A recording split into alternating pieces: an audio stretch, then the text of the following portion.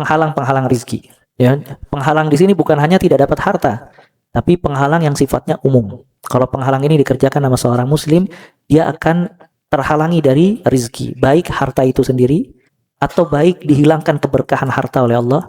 Makanya ada orang punya banyak harta, tapi misalnya tidak bertambah kehidupannya, sulit terus. Atau banyak harta, tapi banyak ujian di dalam rumah tangganya. Mungkin karena dia berbuat dosa, nggak berkah hartanya. Atau mungkin penghalangnya dihilangkan kesehatan oleh Allah Azza wa Jalla. Dia mencari harta tapi kesehatannya hilang. Semakin hari semakin buruk. Sampai hartanya untuk membiayai kesehatan dia. Atau mungkin dihilangkan afiyah, keselamatan. Ya. Atau kurangnya taufik. Dia tidak dikasih taufik beribadah kepada Allah karena sebab perbuatan yang dia kerjakan. Atau kebahagiaan. Atau anak-anak yang tidak baik dan seterusnya. Ini sebab penghalang-penghalang rizki. Nah di sini disebutkan ada banyak penghalang-penghalangnya. Anda sebutkan beberapa. Yang pertama, berbuat syirik kepada Allah Azza wa Jalla. Berbuat syirik kepada Allah Azza wa Jalla. Dan khususnya syirik besar yang memalingkan ibadah kepada selain Allah Subhanahu wa ta'ala. Kemudian yang kedua, meninggalkan sholat.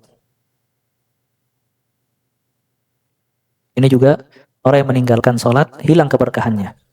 Bahkan Allah menyuruh kita untuk sholat dan menyuruh keluarga kita untuk sholat dan menjanjikan rizki di balik sholat.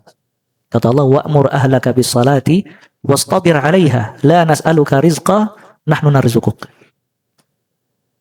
Perintahkanlah keluarga kamu untuk sholat dan sabar dalam menjalankannya. Kami tidak meminta rizki kepada kamu, kami yang ngasih rizki. Menunjukkan kalau sholat sebab mendatangkan rizki dan meninggalkan sholat sebab kehilangan rizki. Kemudian yang ketiga, memakan yang haram dan syubhat. Memakan yang haram dan syubhat. Kemudian yang selanjutnya memakan riba. Riba juga sebab hilangnya rizki. Kata Nabi SAW, ar-riba wa in kathurat masiruhu ilal qalb.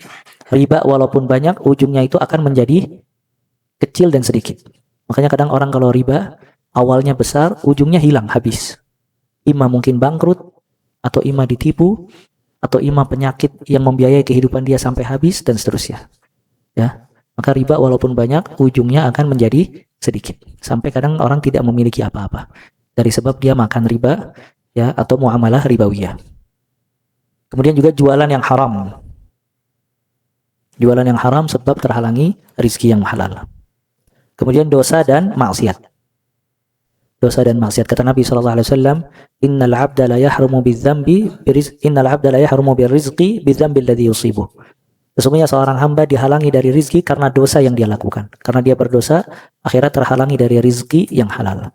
Makanya dampak dosa dan maksiat terhalangi dari rizki. Disebutkan di dalam syair, idza kunta fi ni'matin far'aha fa innal ma'siyata tazulun ni'am. Apabila engkau berada di dalam satu nikmat, jaga nikmat tersebut. Karena maksiat akan menghilangkan kenikmatan. Kemudian juga pelit dan kikir, bakhil.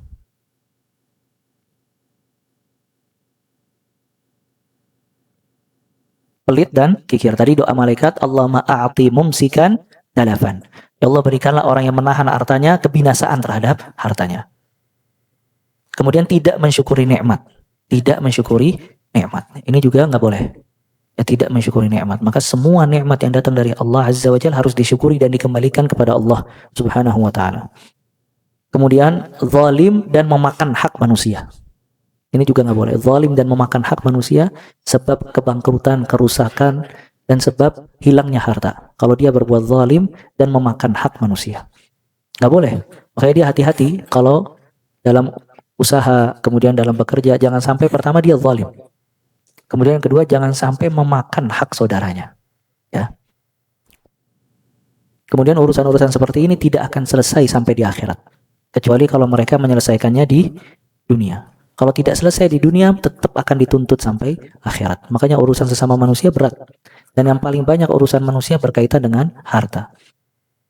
Kemudian memakan harta pegawai dan orang lemah. Memakan harta pegawai dan orang lemah ini juga tidak boleh. Apabila punya pegawai, tidak boleh telat bayar, tidak boleh menzaliminya, tidak boleh dimakan hartanya, ya.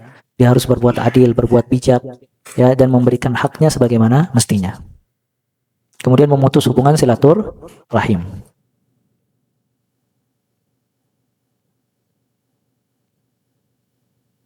Dan yang terakhir, malas. Malas ya, tidak ingin bekerja dan berusaha. Dan malas itu sebab kesedihan, sebab kegundahan, sebab keluh kesah, semuanya datang dari malas. Sedangkan nasyat, orang yang semangat, tidak punya waktu untuk berkeluh kesah, tidak punya waktu untuk sedih. Dia terus energik dan berbuat hal-hal yang bermanfaat. Dan terakhir ya ikhwah, sebelum kita tutup ya, masih ada lagi, cuman kita cukupkan sampai di sini. Mungkin sisanya bisa nanti ana susun makalah, di-share biar bisa antum baca dan bermanfaat. Di sini yang ana ingin ingatkan, yang terakhir berkaitan dengan dunia, tetap jadikanlah tujuan hidup akhirat. Jadi jangan sampai kita sibuk dengan dunia sampai lupa buat apa kita diciptakan oleh Allah Azza wa Jalla. Kita diciptakan oleh Allah Azza wa Jalla bukan hanya untuk makan dan minum. Kita diciptakan oleh Allah Azza wa Jalla bukan untuk memperbanyak harta. Kita diciptakan oleh Allah Azza wa Jalla bukan untuk menunjukkan siapa di antara kita yang hebat terhadap perkara dunia.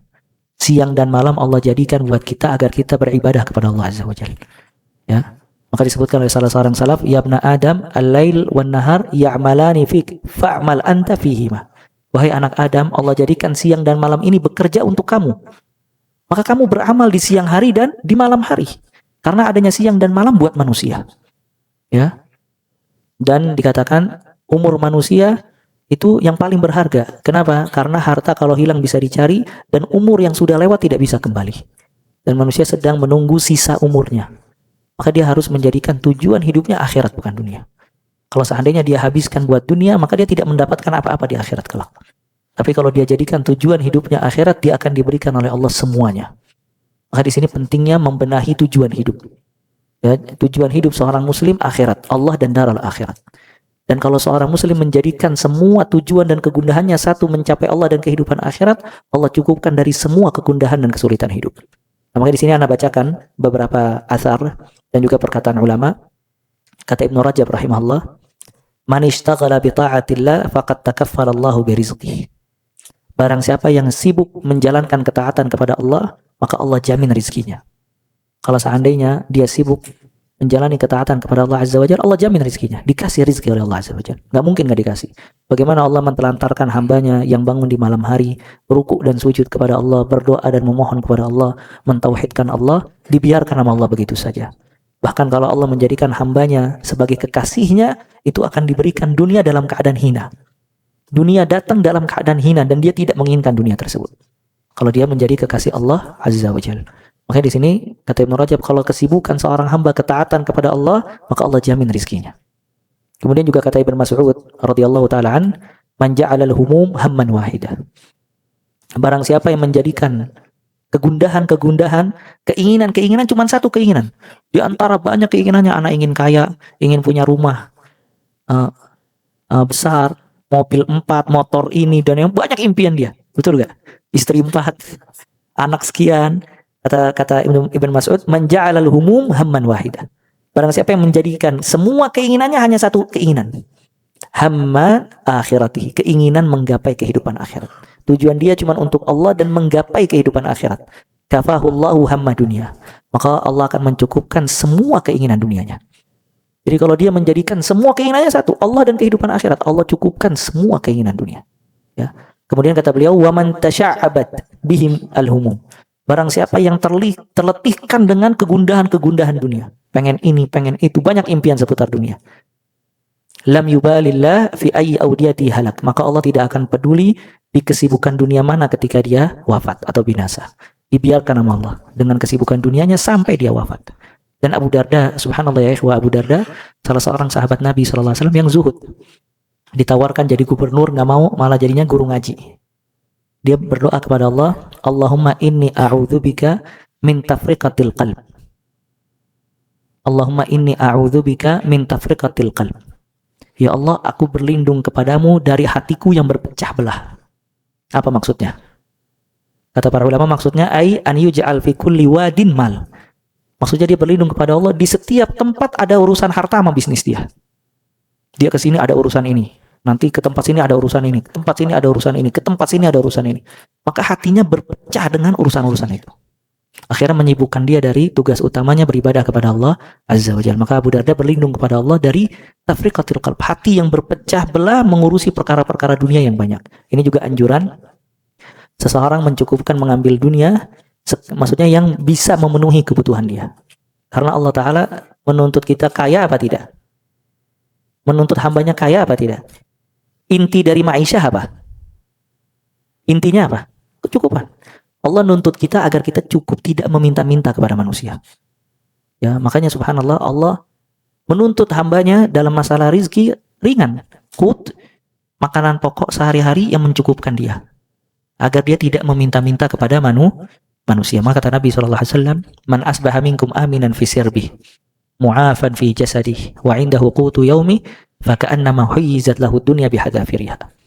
Barang siapa yang di pagi hari merasa aman pada dirinya, lingkungannya, mu'afan fi jasadih, dia dikasih kesehatan dan keselamatan pada jasadnya, wa indahu qutu yaumi, dan dia punya makanan pada hari itu. Qut, kata Nabi, dia punya makanan pada hari itu, bukan besok. Kadang manusia subhanallah, dia punya makanan sebulan full. Itu kulkas berbagai macam minuman, sirup, coklat, frozen dan yang lainnya. Ya, sedangkan kata Nabi SAW, indahu qut, dia punya makanan pada hari itu, faka'annama huyyizat lahu dunya bihadzafiriha. Dia seolah-olah diberikan dunia beserta isinya. Segitu aja sudah dikasih dunia beserta isinya, apalagi dikasih lebih. Cuman ini juga tidak boleh ambisi terhadap dunia hingga melupakan dari kehidupan akhirat. Kata Ibnu Taimiyah rahimahullah, selayaknya bagi seorang muslim menjadikan dunia seperti mirhad, toilet di kamar mandi. Antum kapan ke toilet? Hah? Ya, kalau udah buang hajat udah beres.